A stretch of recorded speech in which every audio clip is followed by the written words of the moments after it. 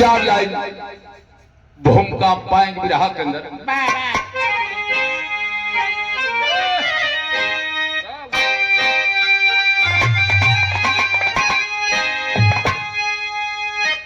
तो हिम्मत और साहस वीरता की पहचान है। जिसमें हिम्मत नहीं कायर कहलाता है। मान सम्मान किसी का नहीं है कहीं, वो वतन के लिए खतरा बन जाता है। सर कफन बांध कर चल दिए वीर बांके, मौत सामने खड़ी भी डरते नहीं। आपकी आवाज कभी ना सुनाई पड़े, झूठ अभिमान का स्वांग भरते रहे।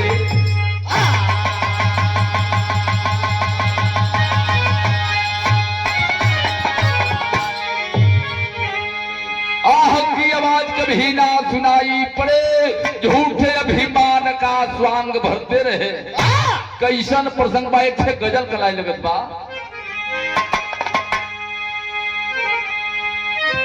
कि बता दे मेरे मौला, बता दे मेरे मौला, मदीना कैसी बस्ती है। बता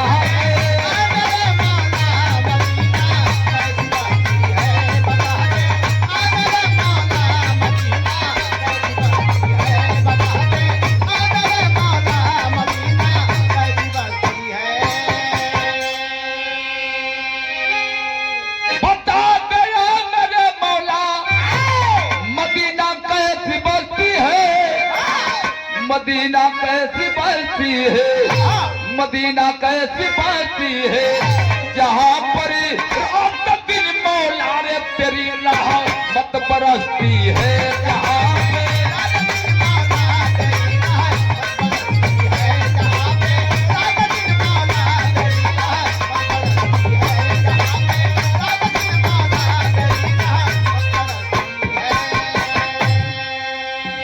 कवि जी भाव लिखल बड़ा शानदार लाइन कवि जी लिखल, अरे लुटा दे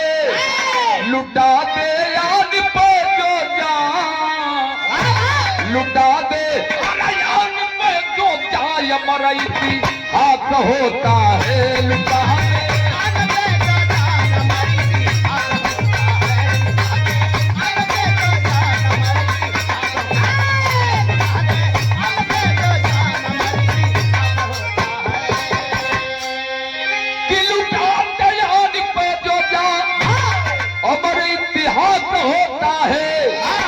अमर इतिहास होता है, अमर इतिहास होता है कि जो खाता बीच में गोली रे सदा परिहास होता है।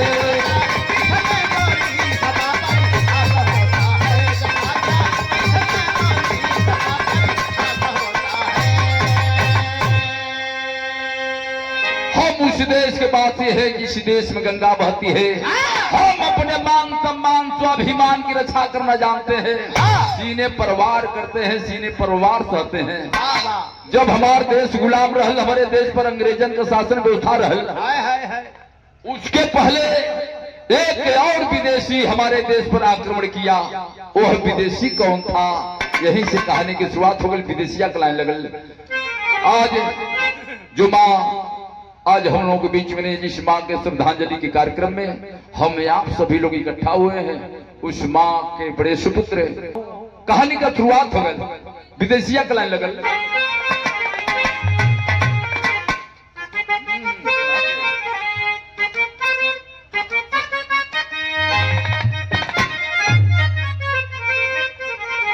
और बढ़ जा कि रहले गुलामा बेटा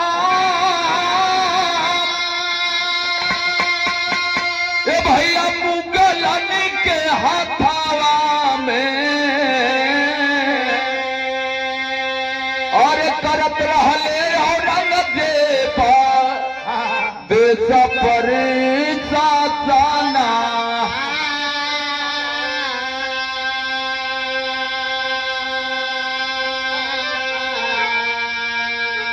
बड़ा ही क्रूर शासक था। ऐतिहासिक विरह आप लोगों को सुना रहा हूं। औरंगजेब जब हमारे देश पर आक्रमण किया था, एक विदेशी तो अंग्रेज आए थे। इसके पहले अंग्रेजों के आने के पहले वह मुगल शासक हमारे देश पर आए और हमारे देश पर अपना हुक्म जमा रहे थे, चला रहे थे। उसी समय अंग्रेजों के पहले जब मुगल शासक आया औरंगजेब बाबूजी बहुत ही क्रूर शासक था, बहुत ही अत्याचार लोगों के ऊपर करता था। एक दिन अपने सिंहासन पर विराजमान है औरंगजेब, एक शिकारी एक जंगल से शेर को पकड़ करके लाता है और औरंगजेब के दरबार में पेश करता है।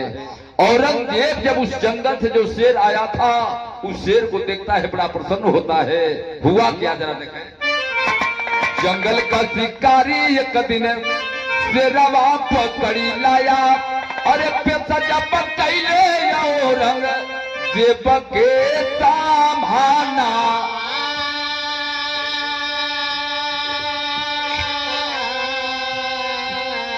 बड़ा औरंगजेब प्रसन्न हुआ और वही ऐलान करता है कि जो जंगल से शेर आया है और जो मैं शेर पाल रखा हूं, दोनों शेरों की कल कुश्ती होगी। ये पूरे राज में ऐलान करा दो। ऐलान का भयल ये माता रानी के बड़ी बिटिया हमारी बड़ी बहन की ओर से ये पुरस्कार आया, आशीर्वाद स्वरूप बहन के चरणों में प्रणाम करता हूं।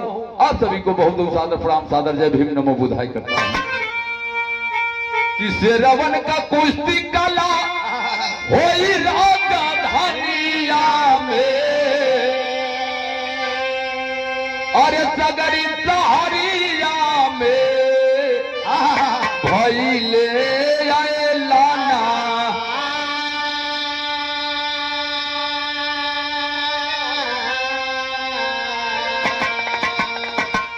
भैया हो ऐलान हो गया। जब पूरे राज में ऐलान हुआ तो जगह जगह से लोग राजा औरंगजेब के दरबार में कुश्तियां देखे बदे जात बाटा निकला, हाथ दर्ज हो गए और बहुत तरज बात।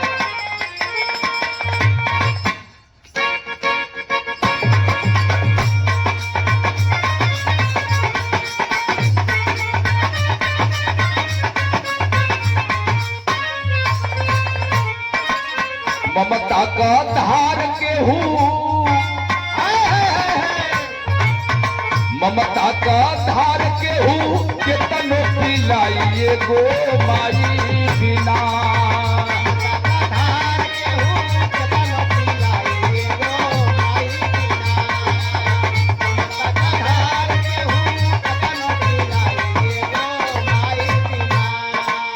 कैसे करे जावा चुड़ाइए आइए गो माई बिना।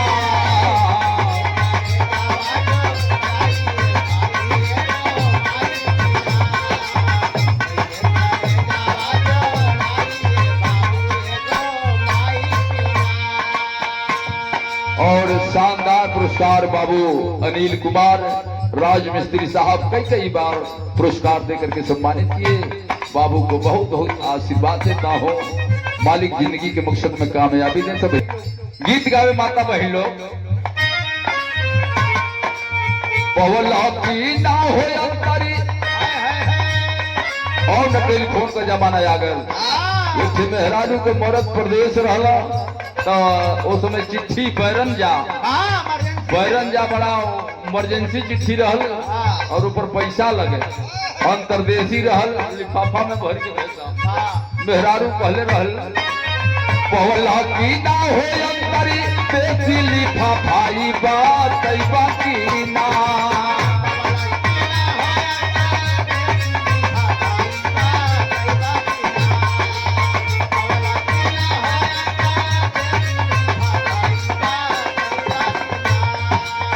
बैरन में लिखा तानी साधा बम्बैया राजा यही बाकी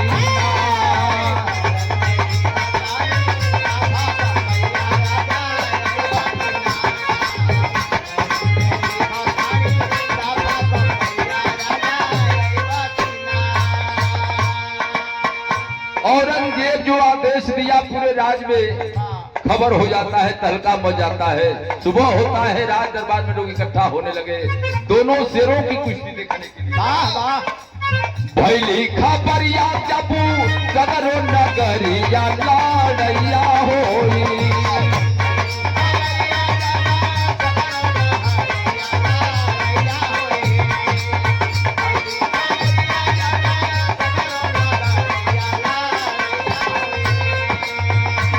के देखे सब नागरिया तू ना हो अब लड़ैया हो।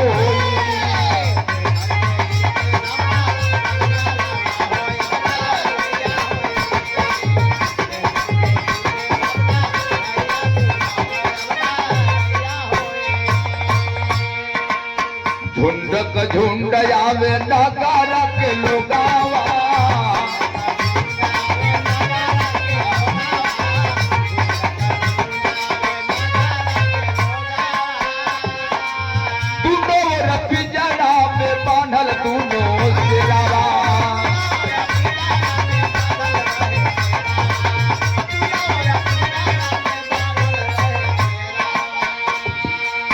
पहले राजा नवाया बच्चा भनवा लड़ैया होई।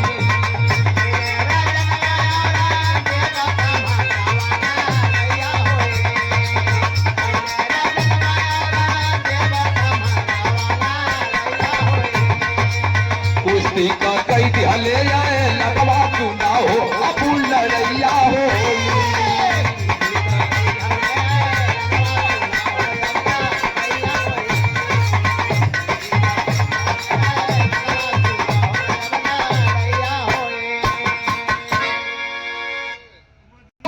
होने लगलन राज दरबार में और इंतजार करते हो कि कब औरंगजेब साहब आई हैं, कब राजा साहब आई हैं कि कुश्ती का ऐलान करें। जब भारी संख्या में लोग इकट्ठा हो गए, औरंगजेब आता है, अपने राजगद्दी पर विराजमान होता है और आदेश देता है। आदेश का हालत यहाँ गीत बदली।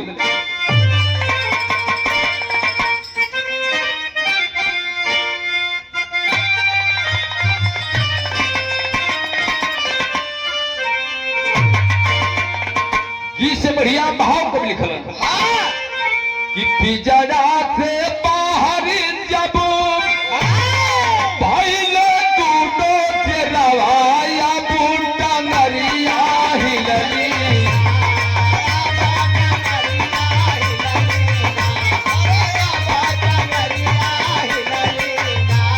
पिजरा से बाहर जब भइल दूनो से रवाया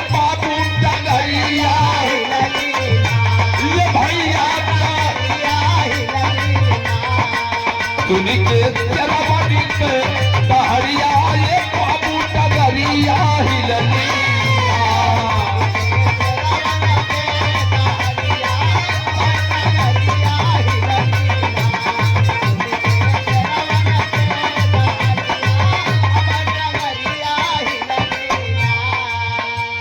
दोनों शेरों को जो जंगल से शेर आया था और जो औरंगजेब एक शेर पाल रखा था, जब आदेश दिया तो दोनों शेरों को जब छोड़ा गया कटघरे से बाबूजी, दोनों शेर एक दूसरे पर जब टूट पड़ते हैं, जब झपट्टा मार करके एक दूसरे पर जब टूट पड़ते हैं बाबूजी, वो दोनों शेरवन का शरीरिया एक में गुत्थम गुत्था हो गए।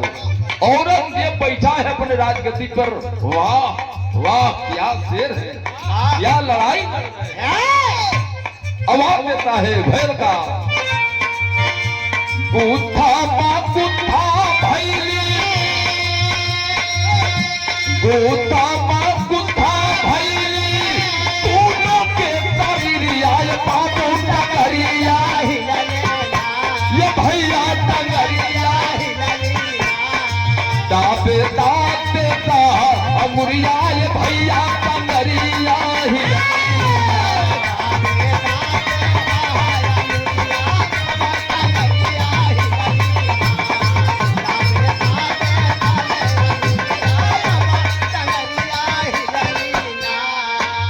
क्या बहादुर शेर लड़ रहे हैं। इन शेरों जैसा इस धरती पर कोई दूसरा शेर नहीं है। यही जवाब देता है और दोनों शेरों की कुश्ती देख रहा है। औरंगजेब जितने लोग बैठे हैं, तालियों की गड़गड़ाहट हो रही है, तालियों की गड़गड़ाहट से आसमान गूंज रहा है और आवाज देता है औरंगजेब, सबसे बहादुर शेरा यही घरिया या बाटा घरिया, ये भैया टंगरिया, तू जाना कोई बरबरिया,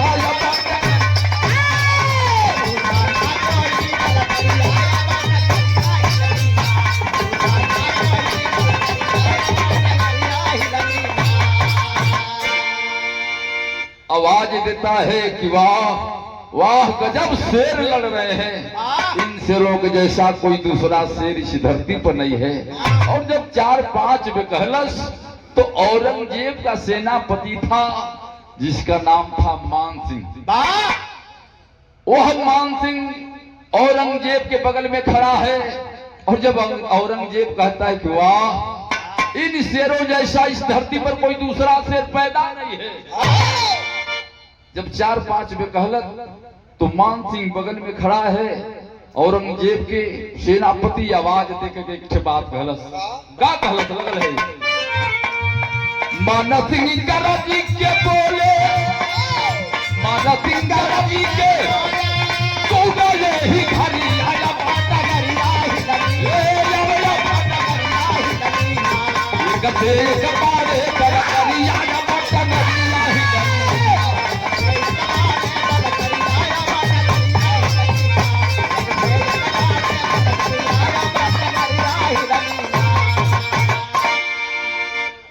मान सिंह को यह बात बर्दाश्त नहीं होता है। जब औरंगजेब कहा कि इस शेरों जैसा दूसरा कोई इस धरती पर है ही नहीं। मान सिंह कहा कि अरे सरकार का आप कहत हवा। आवाज दिलन मान सिंह सेनापति बिराहा में लिखे पड़ल जे लोग बिराहा कहला। अरे पीरों से धरती खाली है नहीं, ये भैया पीरों से धरती खाली है नहीं। अरे गरजे पान सिंह चढ़ गई यहाँ की लाल, शर्म खाकर राजा बोला अपनी त्यूरी ले आ चढ़ाए। अरे शर्म खाकर राजा बोला अपनी त्यूरी लिया चढ़ाए। अगर काले हो शेर कोई कल ला करके तो जंग कराए। जीत गया अगर शेर तुम्हारा, जीत गया अगर शेर तुम्हारा, हार कबूल करूंगा भाई। हार गया अगर शेर कहीं देगा से गर्दन दूं अलगा। कल मान सिंह कहता है कि रे सरकार आप कह रहे हैं कि इन शेरों जैसा दूसरा कोई शेर इस धरती पर नहीं है, तो ये धरती मां वीरों से खाली नहीं है। एक से आले आले बहादुर पड़े इस धरती पर। यह बात नागवार लग जाता है औरंगजेब को। कहता है कि रे मान सिंह तुम मेरा सेनापति हो और मुझको चुनौती दे रहे हो, कह रहे हो कि इस धरती पर दूसरा कोई शेर नहीं है, तो मैं तुझे चैलेंज दे रहा हूं। एक मेरा शेर है, अगर जब तू कोई शेर को पाल रखा है तो कल लाओ, इसी राय दरबार में तुम्हारा शेर और मेरे शेर में कुश्ती होगी।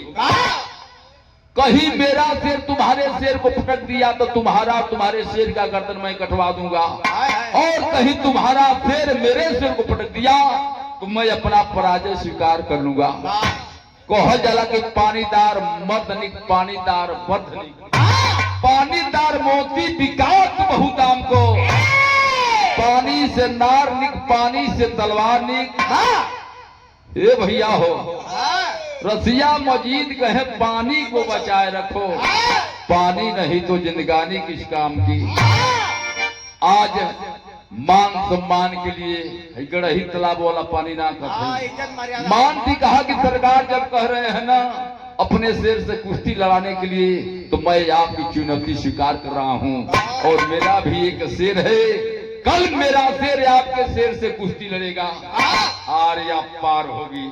तो फिर दर्जिया लगल जब संतोष मास्टर फरमाइश के लिए रहना वह निकली जब एक पहलवान लोग गावन कि पतई की डोरी सब अरे होली का जला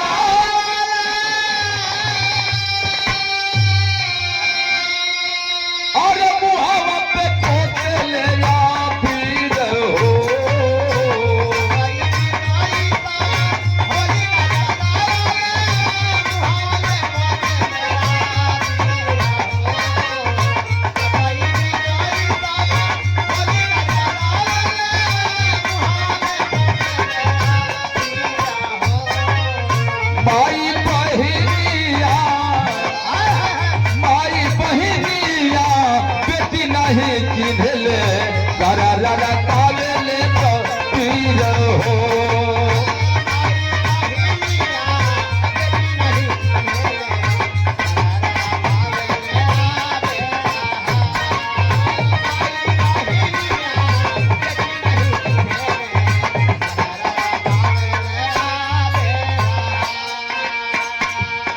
जब हिमनमो बुधाई करता हूँ। आज चुनौती स्वीकार करता है मान सिंह। वाह वाह कि पनिए पर चाले ले अरे सब कर दीवारी अरे पनिए पे पीका लाता हाल हो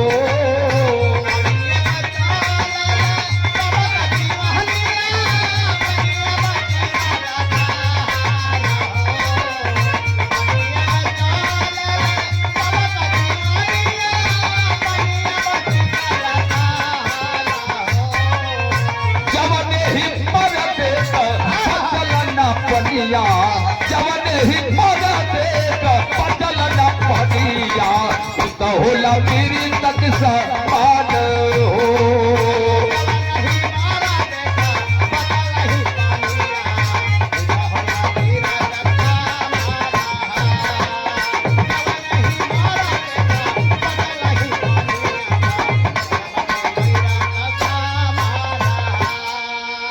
बनिए पे मान सिंह को और नगली तलाब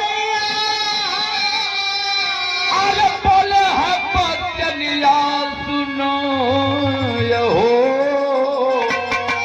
अरे कल मोरा तेरा लड़ी है तेरा से लड़ैया कल मोरा तेरा लड़ी है तेरा से लड़ैया अले कर खाना कभी जाय हो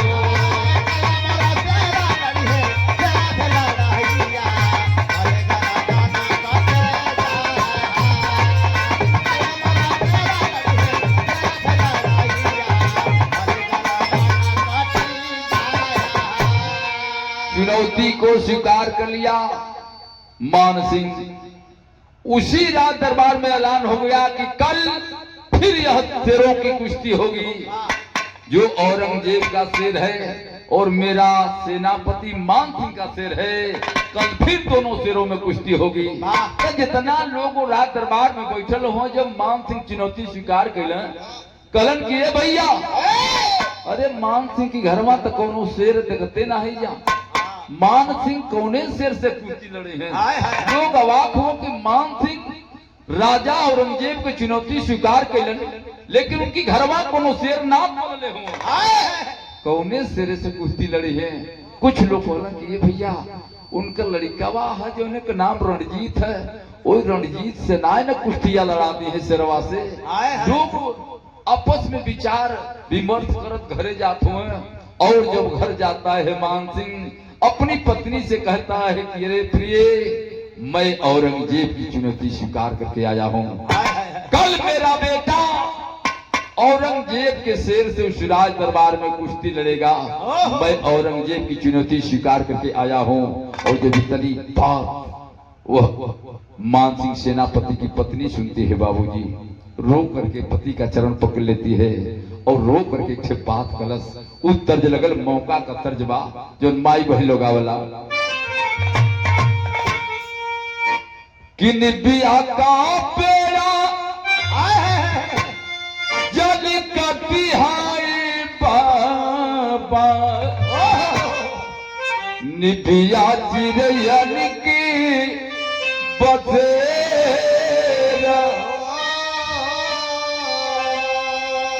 होता सवेरे उड़ जाई है चिरैया बची जई है निबिया कपेड़।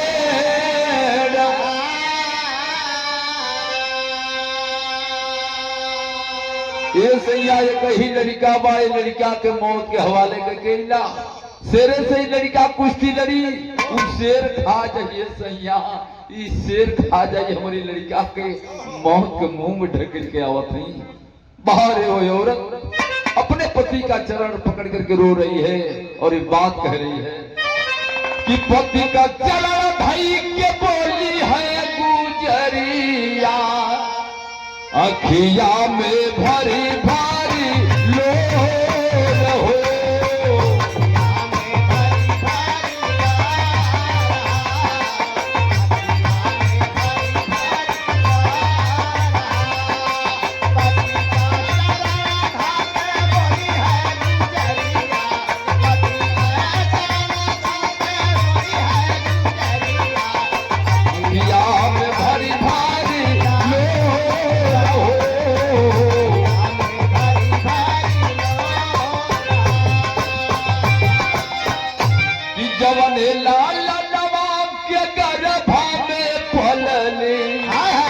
दूधवा पियवली भरी कटोरा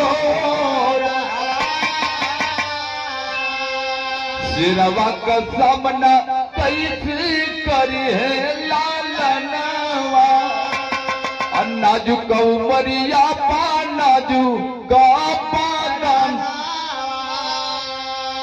अरे कैसे कहिया राम नहीं पे मोरा सजना तेरा जापा करिए बाल जो रहो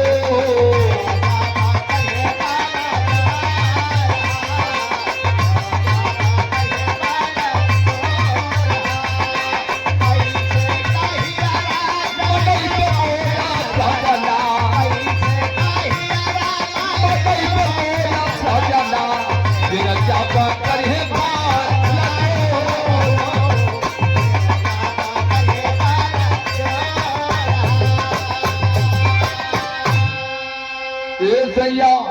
जब वो शेर हमारे लड़का पर प्रहार करी वार करी तो हम कैसे बर्दाश्त कर सकेला। जौने लड़का के 9 महीना गर्भ के अंदर इतना दुख दर्द के बड़ा करी पाल पोष के सेवा करी और लड़का के मौत के मुंह में ढकेल के आवत है। और जब इतनी बात मानसिंह सेनापति सुनता है अरे बाप रे बाप मानसिंह सेनापति डांटने लगता है खबरदार तुम एक छत्राणी हो करके और ऐसी बातें तुम कर रही है। मानसिंह ललकार करके अपनी औरत को एक बात कहलन। कौन बात कहलन कि अरे गरज के बोले मानसिंह चलिया गईलू घबराई कि अरे गरज के बोले मानसिंह चलिया गईलू घबराई कैसे मन में तो चलो ये बचनिया गईलू घबराई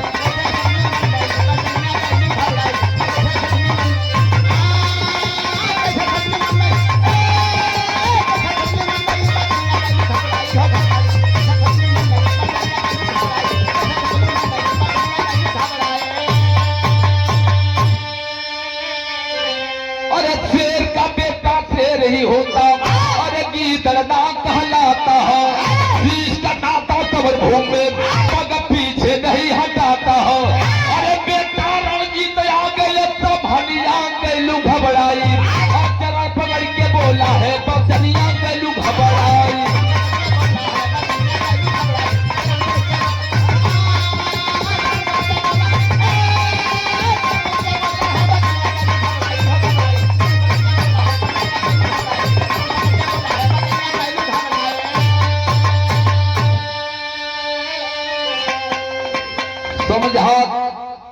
समझा करके मान थी कह रहे हैं कि रे तू ऐसी बातें कर रही है, मेरा लड़का मर्द है और जब मेरा लड़का औरंगजेब के शेर से कुश्ती लड़ेगा यही समझावत बाटा तोले बेटा रणजी आ गए और ये बतिया बाबूजी का सुन ले माई कलप से नहीं जाकर चरनिया पकड़त हो और चरण पकड़ करके वह लड़का रणजीत कहता है क्या जरा देखें।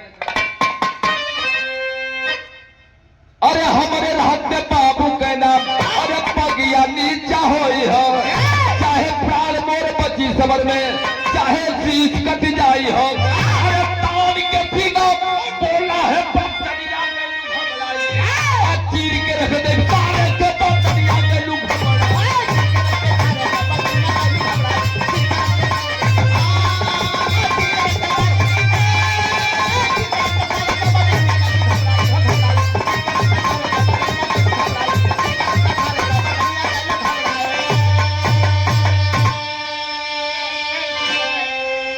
कहलन कि हमारे रहते हमारे बाबू का पगड़ी नीचा ना हो मैं कुश्ती लड़ूंगा औरंगजेब के सिर से।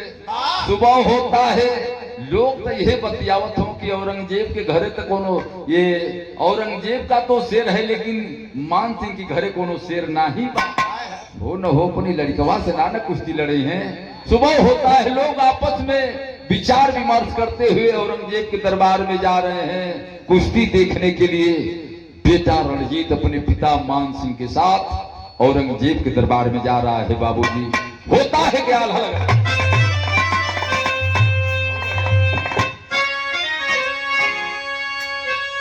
कि अरे धन्य हुए लालूता मोर बेटवा के भैया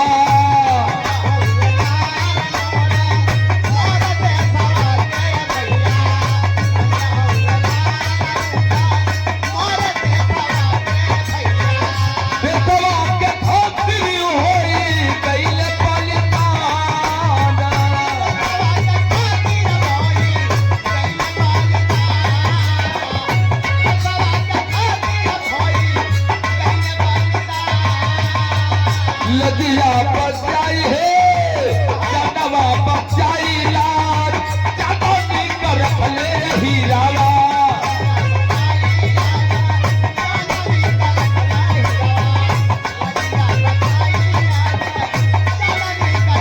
ये करे आपकी सब लोग करे गुलागान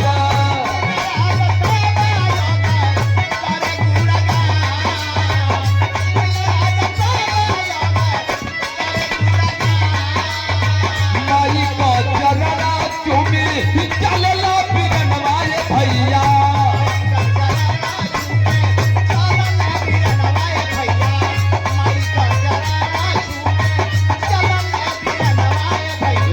बिहाली दुआ से माई सीने पे लगाया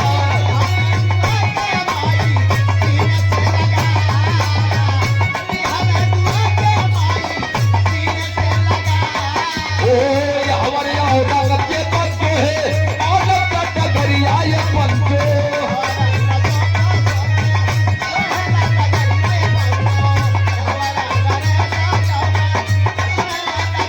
कहाँ छिपी गई के दौलत राज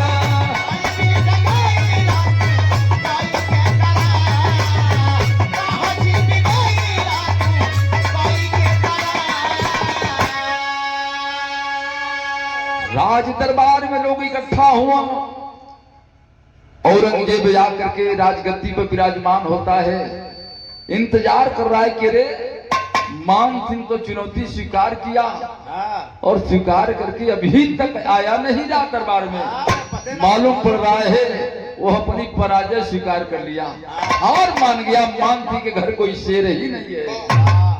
तबले इंतजार करने बाद झांकत बाद देखत बा कि हो गया वाला तब आवला नहीं दिखाई देता। कुछ देर के बाद मान सिंह अपने बिटवा रणजीत को लेकर के और औरंगजेब के दरबार में जब पहुंचा है बाबूजी वाह वाह मान जी गलत के रे राजा साहब चिंता की कोई बात नहीं है मैं अपने शेर को लेकर के आ गया हूं। आपका शेर कहाँ है? युद्ध की तैयारी करिए लड़ाई की तैयारी करिए लोग अवाक हो आपस में बतियावत हो कि ये भाई मानसी कौने सिरे से कुश्ती लड़े हैं, हमनी के समझ में नहीं आवत। तब तक बाबूजी जब आदेश देता है औरंगजेब, मान सिंह अपनी बिटवा रणजीत का आदेश दिलन है, वो लड़का कच्छी निगोटा कस करके और जब रणभूमि में पहुंचल शेर से कुश्ती लड़े बदे बाबूजी, वो समय के हालात कब लिखलन का ये भैया ये हार औरंगजेब जो है मान का डहरिया,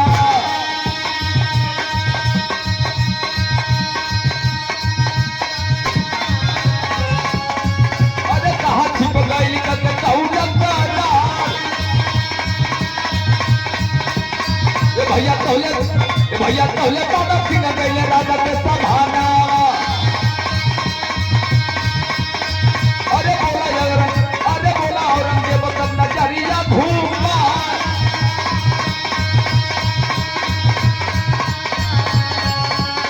भैया कहा पट फेरा वाले आवा जंगवा में,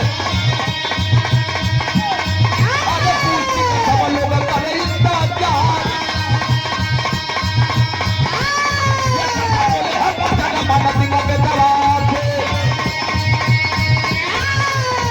भैया बोले हम बता मानस सिंह के सवार, अरे राजा राजा बेटा तोरी हटावे में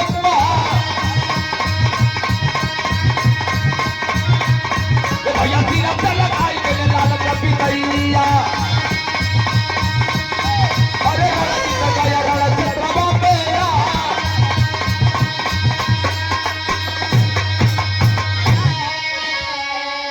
आदेश पाता है अपने पिताश्री का, कच्छी निगोटा कच करके क्यों ही रणभूमि में जाता है, बाबूजी उससे रवा से कुश्ती लड़े बदे जितना लोग रहना हो, वो रात दरबार में एक लोग अवाक हो गए कहो हमन के कहत रहिया कि कोनो शेर ना बा, लेकिन अपनी बेटवा के मान सिंह लिया के मौत के मुंह में ढकेलत बाटे, उस शेरवा छोड़ियो लड़वा के शेरवा खा न जाई, लोग यह बतियावत हो।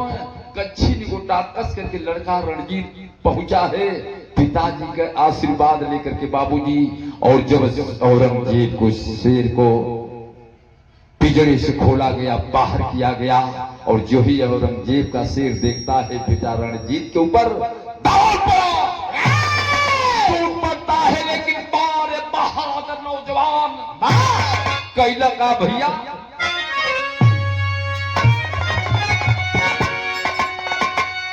कि ठोका ताल रणजीत क्षेत्रवा में आएंगे, अरे दहला औरंगजेब सोचे सिटावा दबाई के दहला औरंगजेब,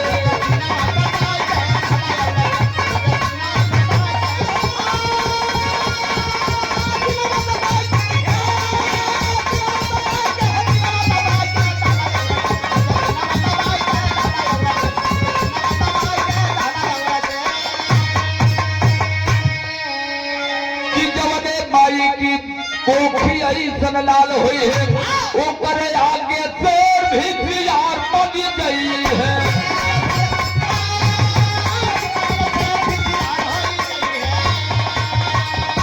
अरे कोहरा मचाया लाल बेल के गिराई के, कहला औरंगजेब सोचे सिरावा दबाई के, कहला औरंगजेब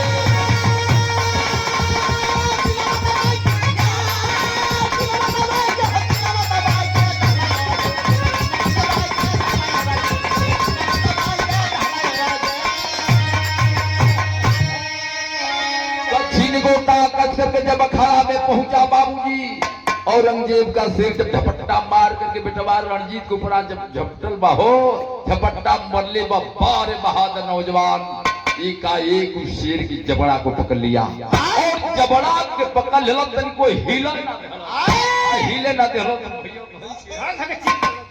दही के करकरा, इसी तरह से जबड़ा को पकड़ा और पकड़ के एकदम फैलाए के चीज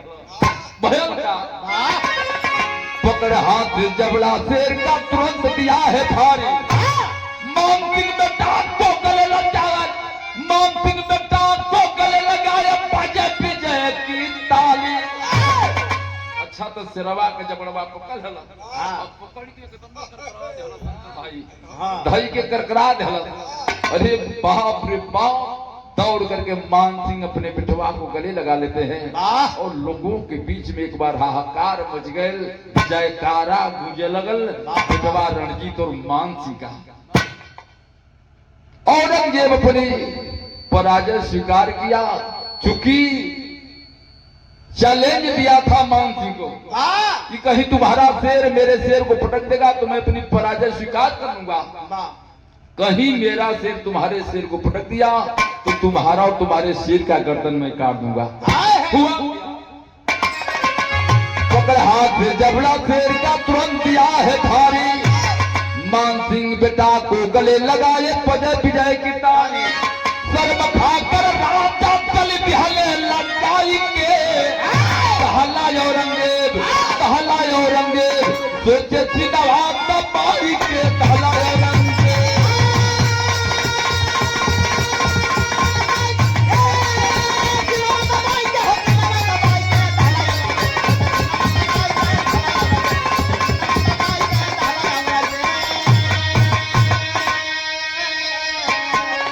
गुरु बिहारी, गुरु गणेश, गुरु रामलाल गुरकारी, बाल संसौला जयराम देव चरजी बड़े पुजारी, फिरोज से धरती खाली है नहीं, बेचैन रवे चंद की पदवी है खाली, फिरोज से धरती खाली है नहीं।